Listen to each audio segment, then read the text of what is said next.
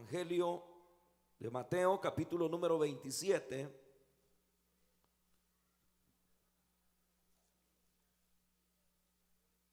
Mateo, capítulo 27.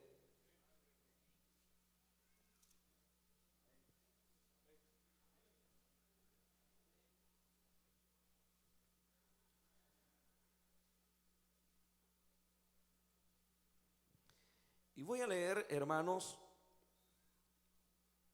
de Mateo capítulo 27, para que podamos entender el contexto. Voy a leer desde el versículo número 24,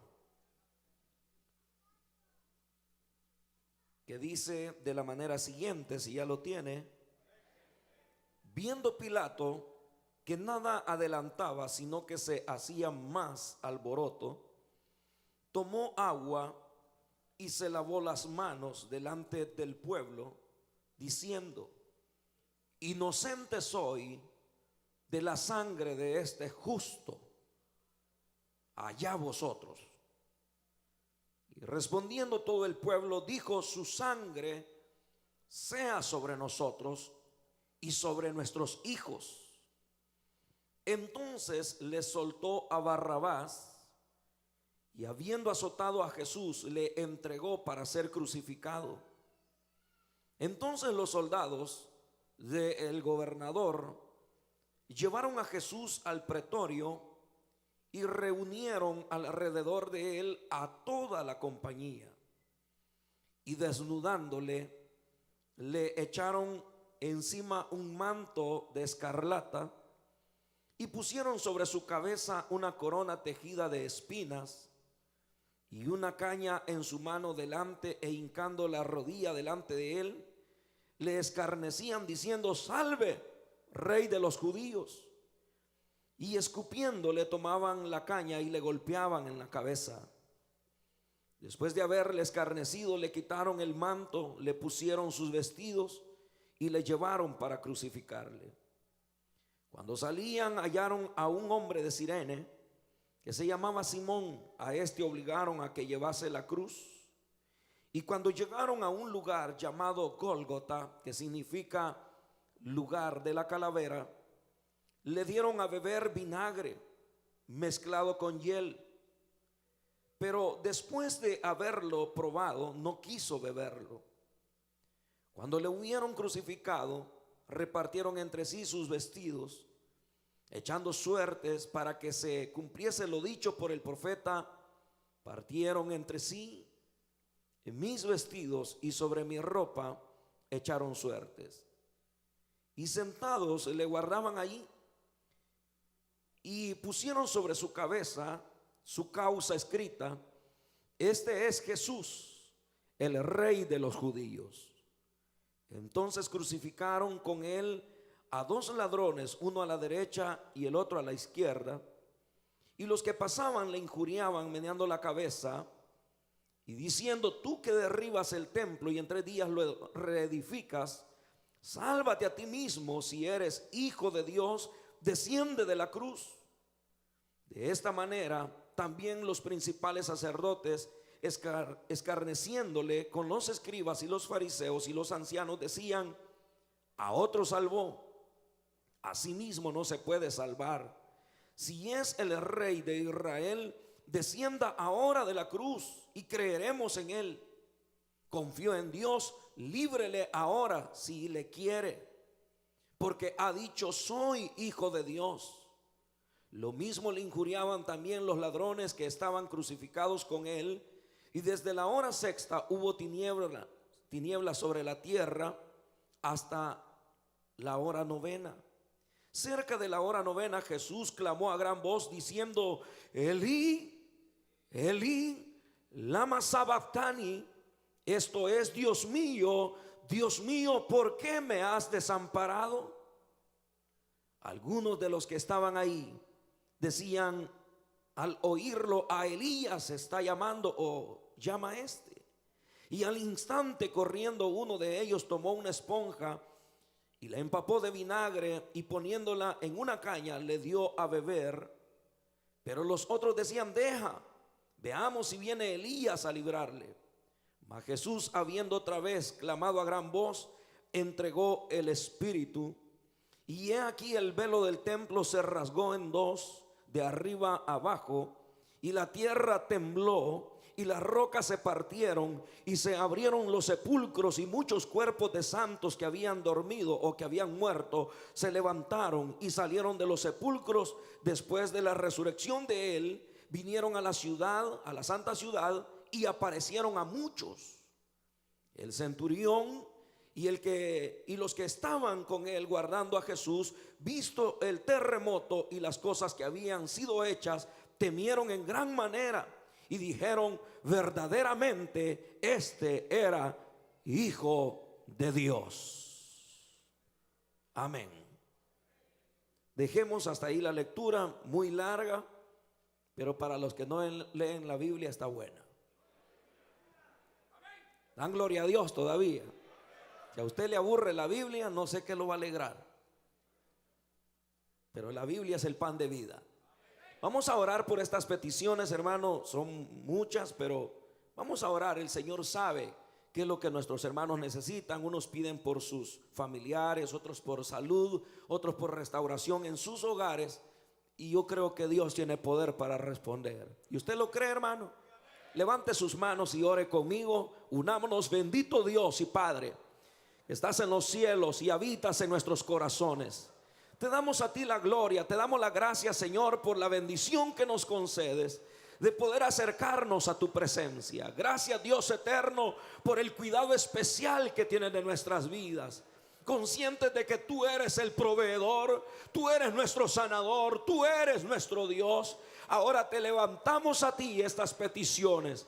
Tú las conoces, Señor. Tú sabes de lo que adolecen mis hermanos. A los que están enfermos, sánalos. Señor, restaura la salud de cada vida. Por tus llagas hemos sido curados, mi Jesús. Sana, Señor, cada hermana, cada hermano. Sana a sus familiares, Dios mío, que están en un hospital. En el nombre glorioso, en el nombre poderoso de Cristo. Glorifica tu santo nombre, Señor.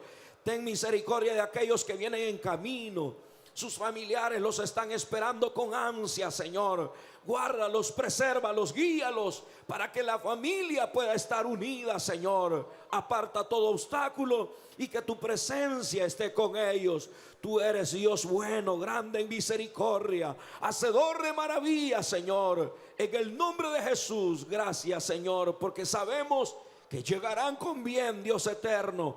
Asimismo, Padre, bendice las familias, los hogares que están siendo afectados, Señor. Hay discordias, hay problemas, Señor. Reprendemos al diablo, Dios mío. Toda obra de las tinieblas le echamos fuera, fuera en el nombre de Jesús. Y que tu presencia, tu Espíritu Santo, lleve paz, lleve tranquilidad a cada vida, Señor. Aquellos que van a tener corte, sácalos en victoria. Aquellos que están esperando ciudadanía, residencia, permiso de trabajo, obra, Señor, el milagro. Para ti no hay nada imposible, Dios mío. Y si quizás cometieron faltas en el pasado, pero tu sangre bendita ya les perdonó, ya les limpió. Y el hombre, Señor, también tú puedes obrar para que los perdonen. En el nombre de Cristo Jesús, háblanos por tu palabra. Hemos leído tu palabra, Señor, en la esperanza de que tú nos puedes hablar. Instrúyenos, edifícanos. Exalta tu gran nombre, salva al perdido, levanta al caído. Y haz una obra gloriosa en esta hora, en Cristo Jesús. Amén, Señor. Y amén. Tenga la bondad de sentarse, hermano.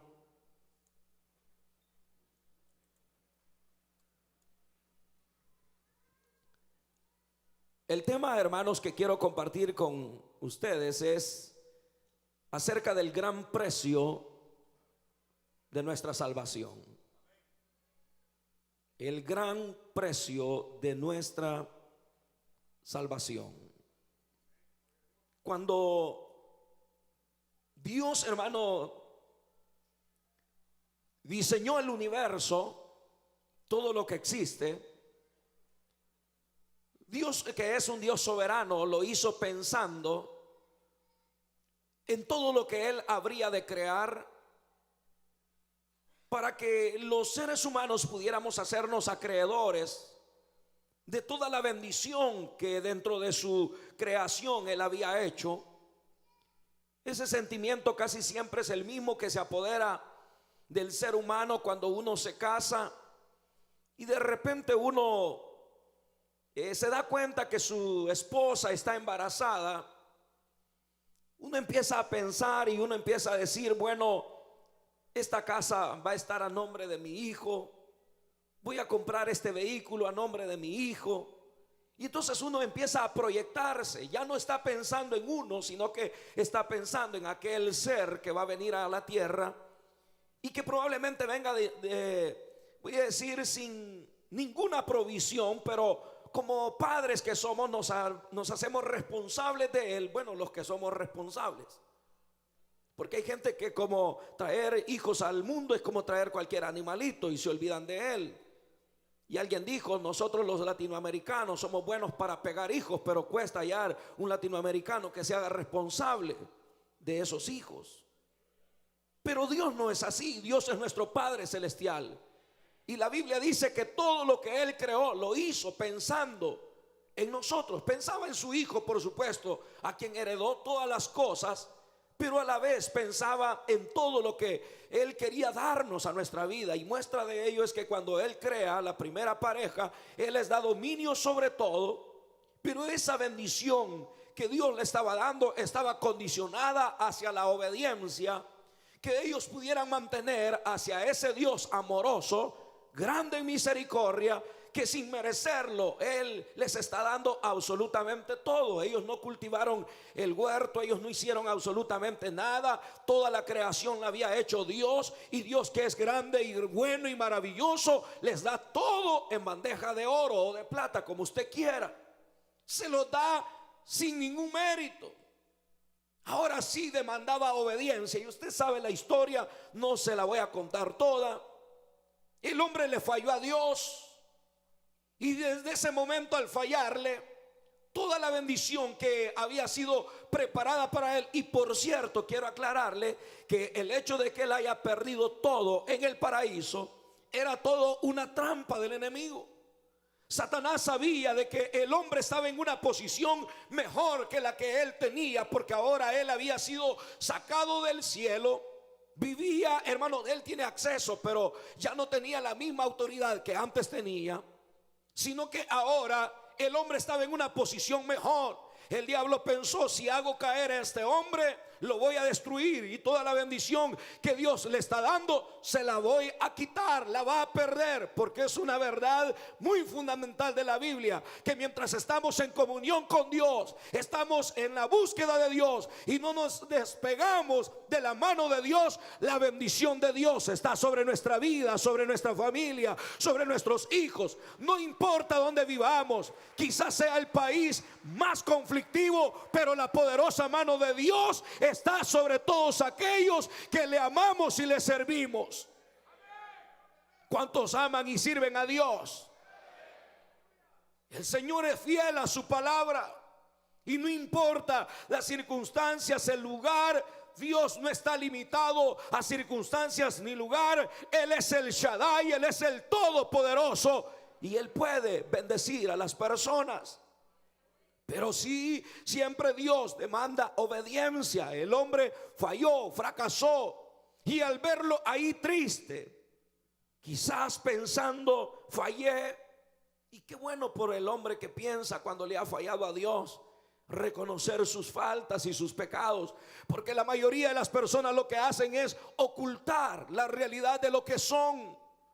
Y son personas que andan, hermano, ahí aparentando lo que no son. Se cubren detrás de un saco, de un uniforme, creyendo que eso va a tapar toda la mugre que andan en el corazón, y no se dan cuenta que ante los ojos de Dios estamos desnudos. Ante los ojos de Dios no hay ningún pensamiento oculto. Él lo conoce todo,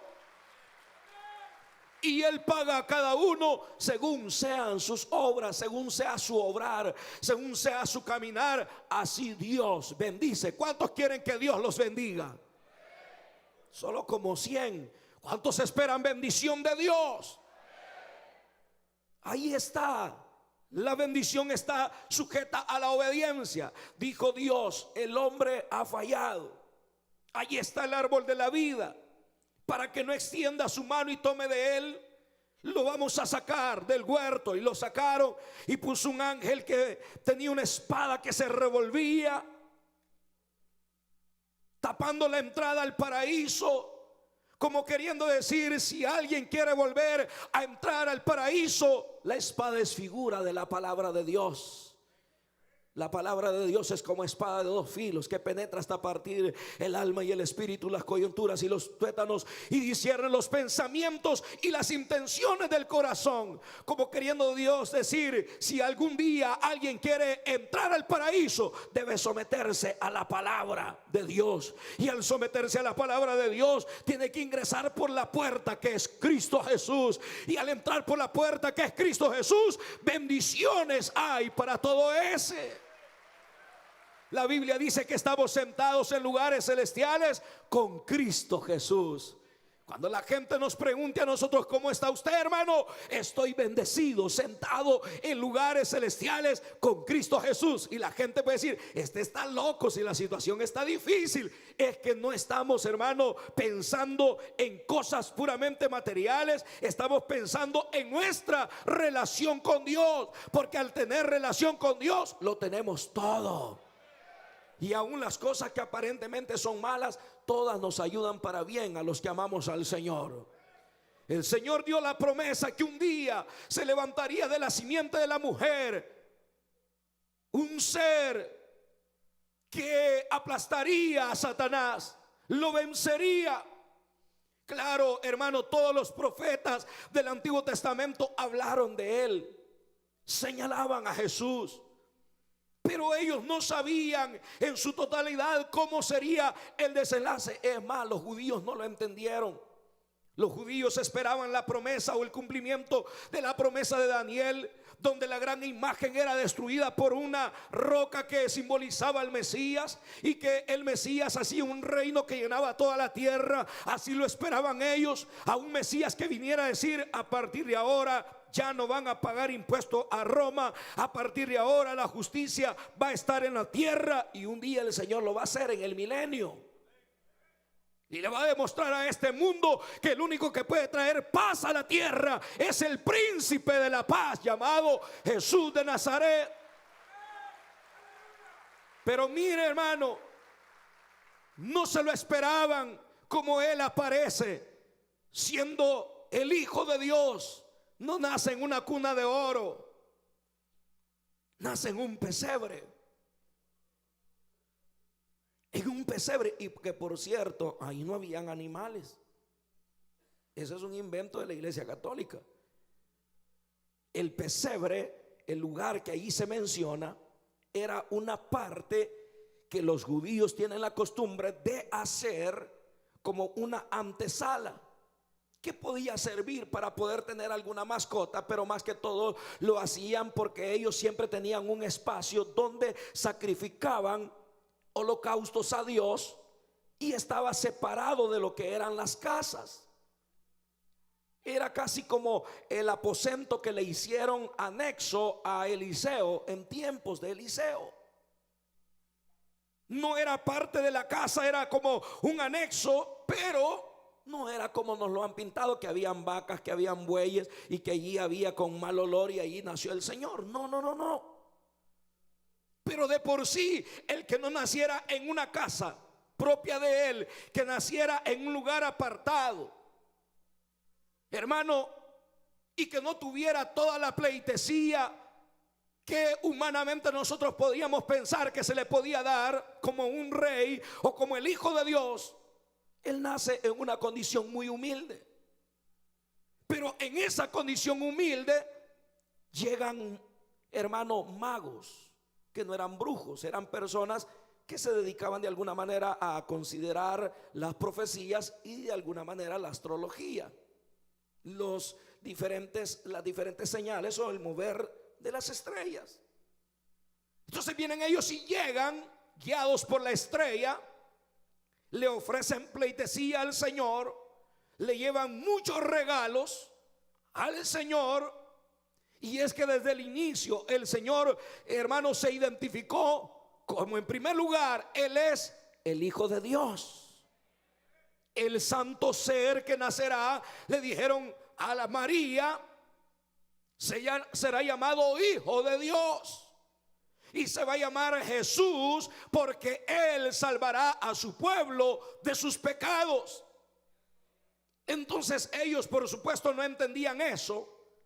Nace en condiciones muy precarias, pero a la vez habían personajes como un Simeón, como una Ana, una anciana que hace muchos años había enviudado, no se volvió a casar, pero estaba en el templo de Dios y hablaba acerca de que un día un libertador, un Mesías, el Hijo de Dios, habría de nacer.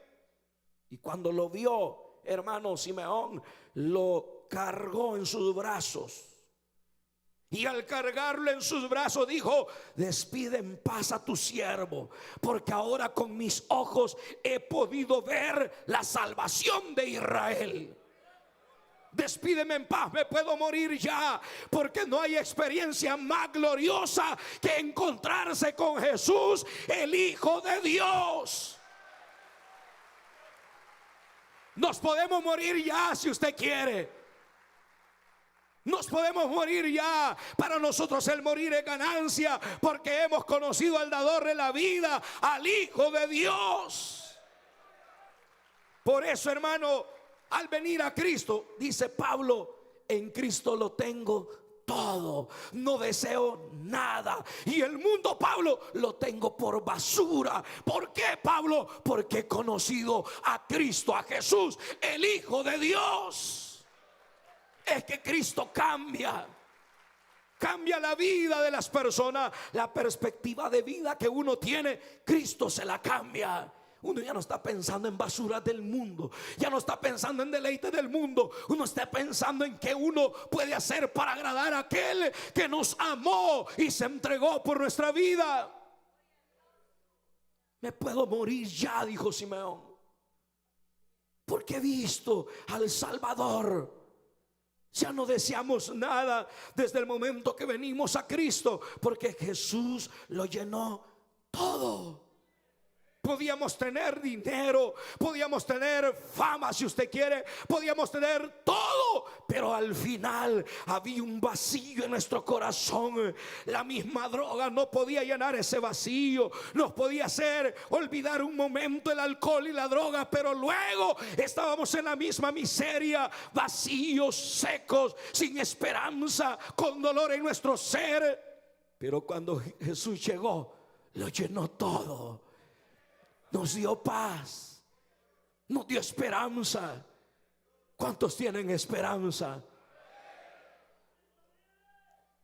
Nace, Ana lo mira, hablaba de él. Y cuando él se presenta, él dice: el Espíritu de Dios está sobre mí. Se presenta él muy claramente como humano y como Dios. En su humanidad se miran muchas limitaciones. En su divinidad se mira su poder. Diciéndole a sus padres a los 12 años: ¿no sabíais que en los negocios de mi padre me es necesario estar? No estaba hablando de la carpintería de José, estaba hablando de su Padre celestial, de Dios. ¿Por qué me buscabais? Porque lo regañan y le dice: ¿por qué nos has hecho esto, Jesús? No debes de ser desobediente con nosotros, somos tus padres. Pero el Señor, para que ellos entendieran, Él le dice: en los negocios de mi padre me es necesario estar. ¿Y qué había estado haciendo Jesús? Preguntándoles y haciéndole preguntas y respondiéndoles inquietudes a los doctores de la ley. Y la gente estaba maravillada. Y cuando él comienza su ministerio, está Natanael debajo allá de la higuera. Y Natanael sale. Y cuando lo ve, Jesús le dice: he aquí un verdadero israelita en el cual no hay engaño. ¿De dónde me conoces? Le dice: si es primera vez que te veo. Le dice: te vi desde que estabas allá bajo la higuera. Y ellos estaban asustados de ver aquel poder maravilloso. Y la gente decía: ninguno enseña como él, porque él enseña con autoridad. Porque la autoridad no la daba el grito ni nada por el estilo, sino el hecho de que Jesús hablaba de amor y amaba al ser humano. Hablaba de respeto y respetaba al ser humano. Hablaba de su padre y obedecía a su padre. Esa es la autoridad de un verdadero hijo de Dios: el que conoce, entiende y obedece la palabra de Dios. Ser hijo de Dios no es cualquier cosa. Ser hijo de Dios es entender qué significa eso.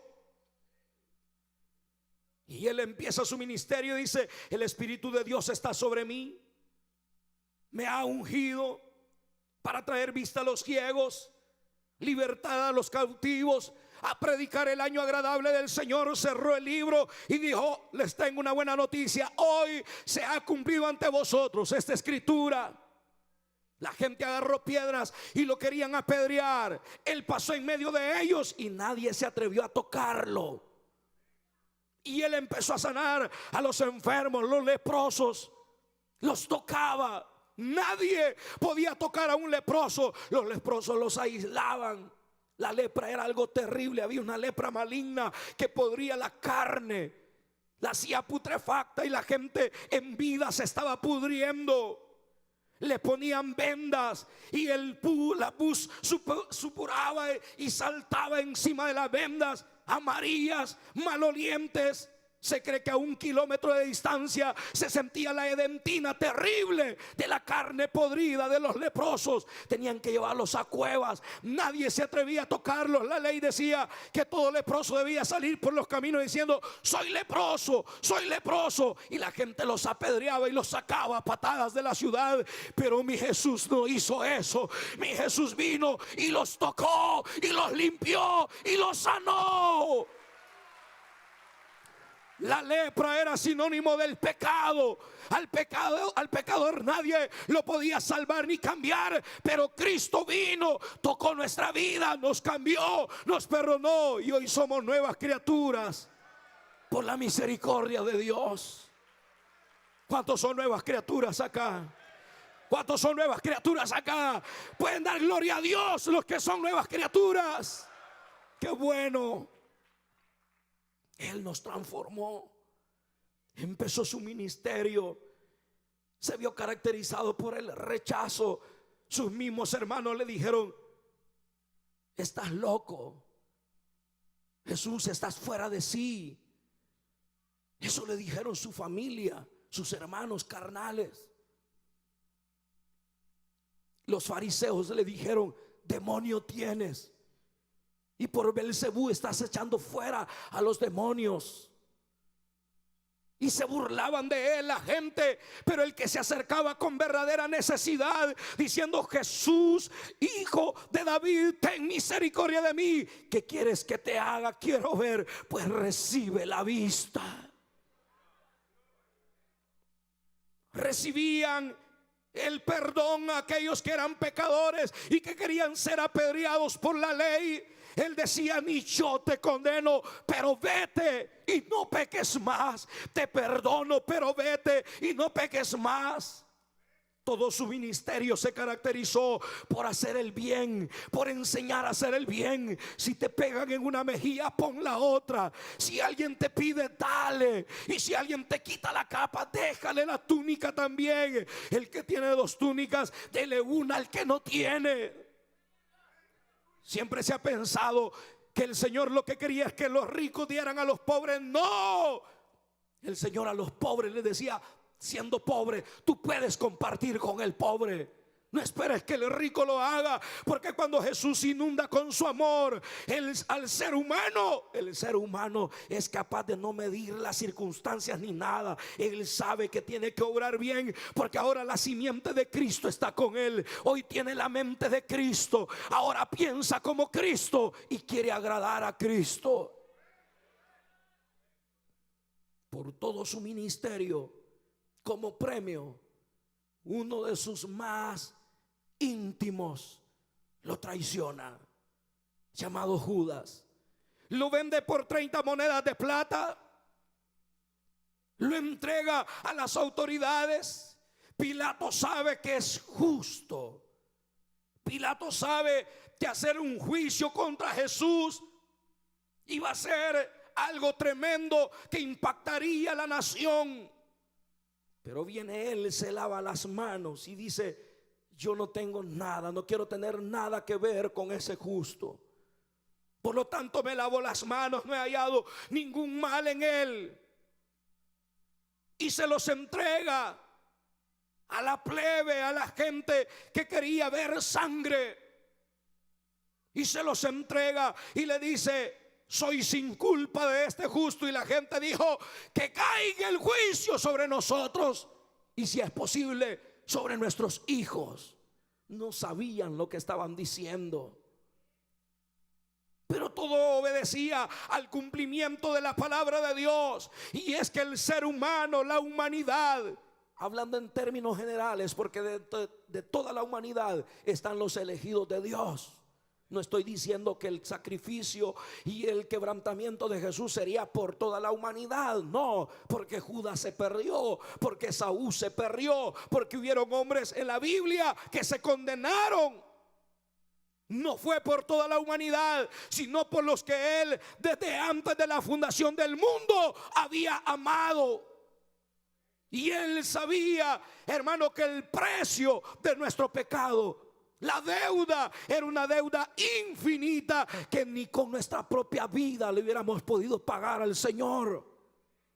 Por eso, hermano, el sacrificio del Cordero de Dios tenía que ser de un ser sin mancha, sin pecado. Porque si él hubiera tenido pecados, él hubiera tenido que morir por sus propios pecados, ofrecer holocausto por sus propios pecados. Pero la Biblia dice: nunca se halló engaño en él, nunca pecó. Y la gente lo miraba y él le decía: ¿quién de vosotros me acusa de pecado y de maldad? Y todos se cerraban la boca, porque estaban ante el Hijo de Dios, que es santo, santo, santo. No lo podían señalar.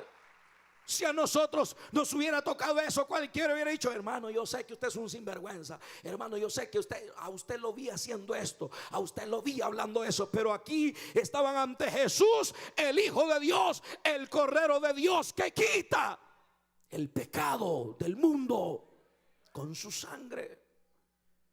Viene él y se los entrega a Pilato y lo empiezan a escarnecer. Le ponen una corona de espinas, le dan una caña en vez de darle un cetro, una caña, y la sangre empieza a brotar por su sien. Y le empiezan a dar bofetadas y le decían: profetiza, dime quién te golpeó, usa tus poderes para adivinar quién te golpeó. Jesús sabía quién lo había golpeado y podía voltearse y decir: tú me golpeaste y ahora eres fulminado por el poder de Dios. Pero no lo hizo, no lo hizo, no lo hizo, porque estaba escrito: como cordero fue llevado al matadero, enmudeció, no abrió su boca, y lo hizo porque te amó a ti y a mí. El amor de Dios pudo más que aquello que como humano cualquiera podía sentir. Hermano, sentirse mal no era fácil. Tener corona de espinas, que se estuvieran burlando de él y que le estuvieran dando bofetadas y golpes con una vara. Solo alguien que verdaderamente ame con amor eterno lo puede hacer. ¿Usted cree que a Jesús no le dolía? Sí le dolía. Si cuando él estaba allá en Getsemaní, él estaba orando y su sudor eran como grandes gotas de sangre que caían a la tierra, y su oración impacta, impresiona. Era la humanidad de él diciendo: Dios mío, Padre, si es posible, pase de mí esta copa, pase de mí este martirio. Si en tu plan soberano, Dios, existe la posibilidad que otro ser tome mi lugar, yo me aparto, hazlo, Señor. Pero eso sí, que no sea como yo quiero, sino como sea tu voluntad. Y la voluntad del Padre fue que su Hijo muriera por nuestros pecados. Porque en la carta a los Hebreos dice la Biblia que hay un diálogo entre el Padre y el Hijo. Y el Hijo le dice al Padre: Padre, tú ya no aceptas el holocausto que estos te traen. Traían animales perniquebrados, ciegos, llenos de sarna. Ya no aceptas ese sacrificio. No, dijo Dios. Y entonces, ¿qué va a pasar? Y Dios le dice: aquí solamente se necesita uno que sea infinito, que sea puro, que sea santo, porque la deuda es infinita. Y el Hijo dice: prepárame cuerpo, iré yo a morir por ellos. Es un diálogo entre el Hijo y el Padre. Por eso es que Jesús dijo: nadie me quita la vida. Cuando Pilato le dijo: tengo poder para dejarte libre y tengo poder para quitarte la vida, no te equivoques, le dijo: nadie me quita la vida, yo por amor la entrego por los pecadores. Y quiero decirte, Pilato, tengo poder para ponerla y tengo poder para volverla a tomar. Tengo poder para resucitar, porque ese mandamiento he recibido de mi Padre. Se ha de ver asustado Pilato al oír eso. Pero antes de eso tenía que pasar por todo este escarnecimiento, hermano, terrible, tremendo. Le ponen una cruz, lo llevan al Gólgota. Es ayudado por Simón de Cirene.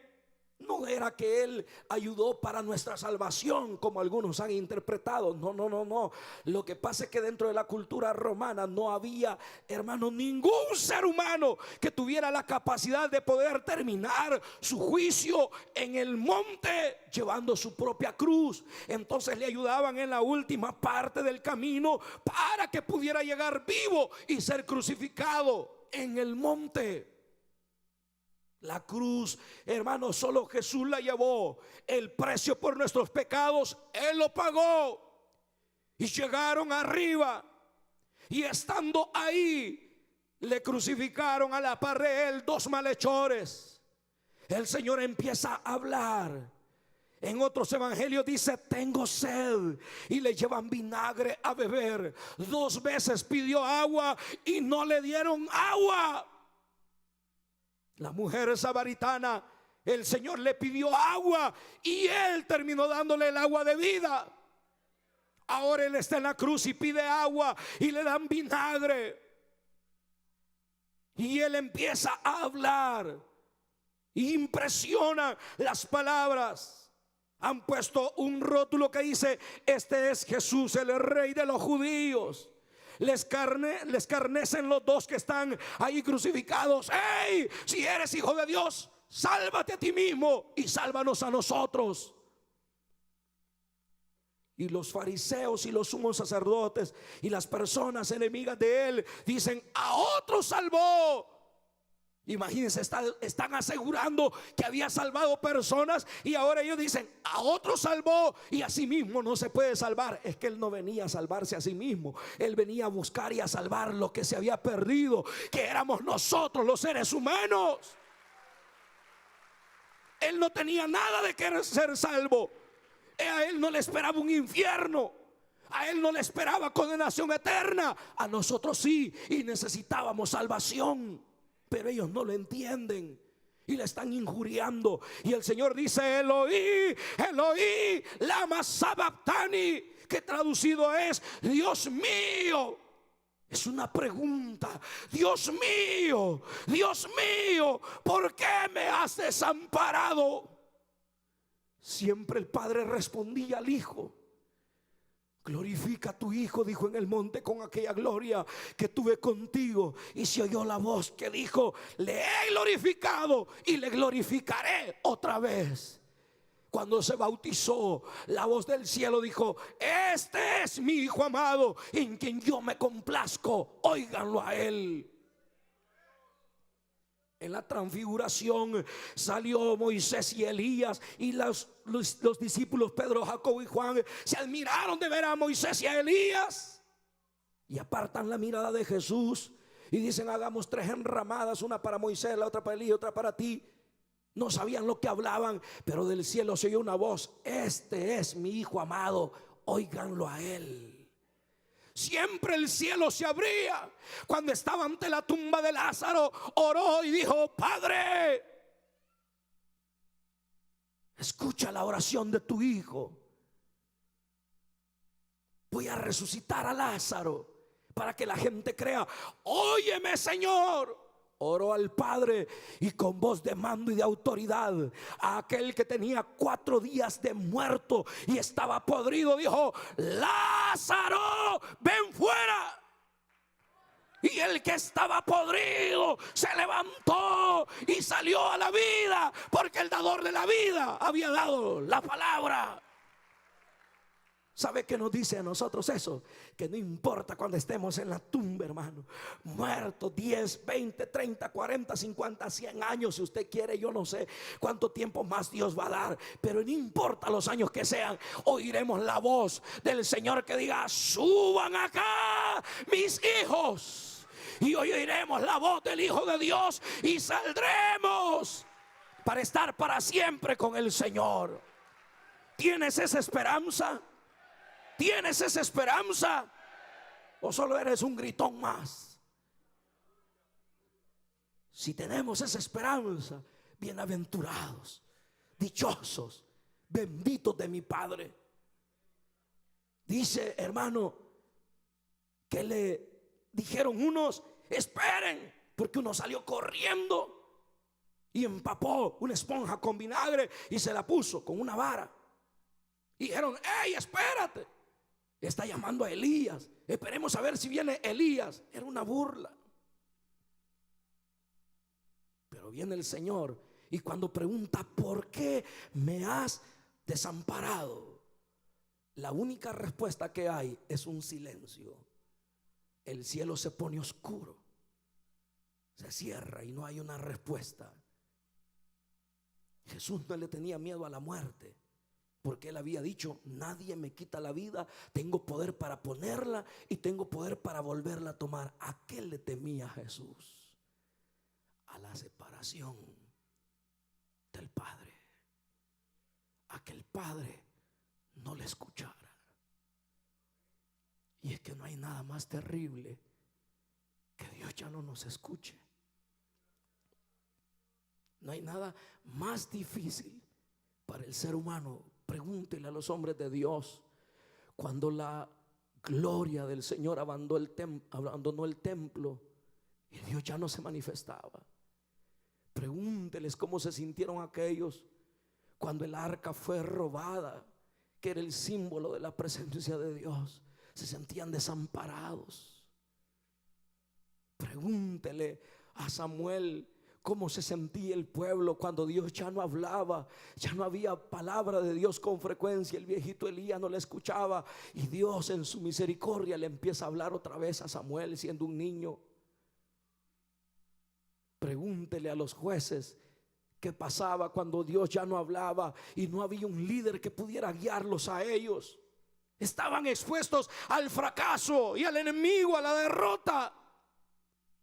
Ahora Jesús dice: ¿por qué? Bien, el Padre podía decirle: porque has amado tanto a los pecadores, porque tú quisiste pagar el precio de ellos, y esta es parte del plan. Pero no hay respuesta. Pero el velo del templo se rasga en dos, como haciéndonos ver que ahora la presencia de Dios se abría para todo aquel. Hebreo dice: tenemos entrada libre al lugar santísimo. Entremos. Y Jesús dijo: yo voy a prepararles un lugar, y otra vez voy a volver y lo voy a tomar a mí mismo, para que donde yo estoy, ustedes también estén. El camino se abría a través de la sangre preciosa de Cristo, a través de su muerte. Estaba conquistando y estaba pagando el precio de nuestros pecados. La gente piensa que esto de ser cristiano es una religión barata. Se equivocaron. Es la salvación más cara que hay. Se ha pagado un gran precio por nuestra vida. Por eso es que el más vil pecador que sea, el más grande criminal que sea, al oír que Cristo murió por nosotros, el corazón se conmueve. El día de ayer prediqué aquí en Manassas en un culto de amigos, solo para amigos. Habían llegado como unos 16 amigos. Y de repente apareció un morenito de Senegal con aretes y dijo: yo soy musulmán. Y le dijo al pastor: ¿me dejas entrar? No traigo Biblia, hablo poco español, pero entiendo algo. No traigo Biblia, traigo el Corán, pero me permites entrar. Y el pastor le dijo: siéntate, no hay problema. Y el culto empezó y él estaba sentado ahí. Y empezó el mensaje y la predicación. Y al finalizar empezó el llamado. Y cuando ya estábamos a punto de finalizar, yo solo dije estas palabras: el regalo más glorioso que te puedes llevar hoy, amigo, es llevarte a Jesús en tu corazón. Porque Él te ama y tiene un propósito para tu vida. El negrito se levantó y pasó llorando. El musulmán pasó llorando. Porque no hay corazón que se resista ante la realidad de ese Cristo amoroso que ama al pecador, que no quiere la destrucción, que no ha venido porque no quiere que nadie perezca, sino que quiere que todos se arrepientan de sus pecados. Si hubiera venido ayer y tú no estás preparado, te hubieras quedado a un desenlace terrible en este mundo. Pero no ha venido porque te ama, porque quiere tener un trato especial con tu vida, porque Él te quería decir: ya pagué el precio por ti, solo recíbelo como un regalo. Recíbelo porque te amo. Aquí está Jesús, cierra sus ojos.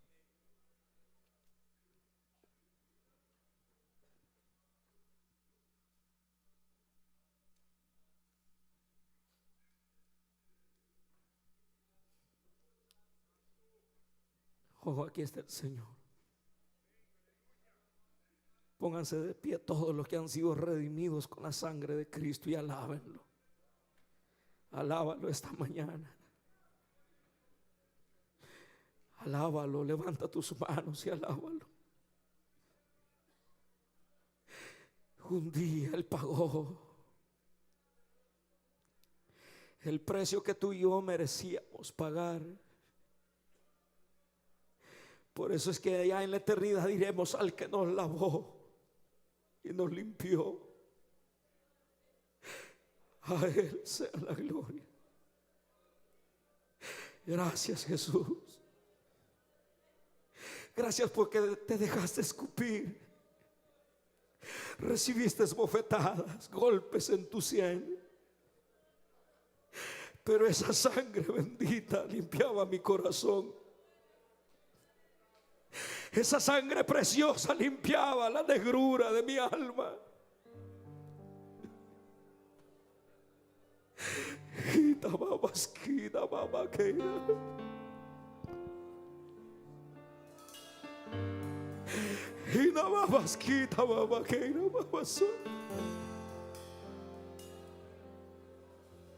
Me has tomado en tus brazos y me has dado salvación. Oh, Él está aquí, alábalo. Alábenlo los redimidos del Cordero, alábenlo. Séle fiel hasta la muerte.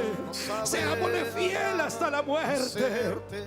Él pagó el que precio. has hecho Él pagó el por mí. precio por tus pecados. Solo puedo darte ahora Oh, dale gracias. mi canción.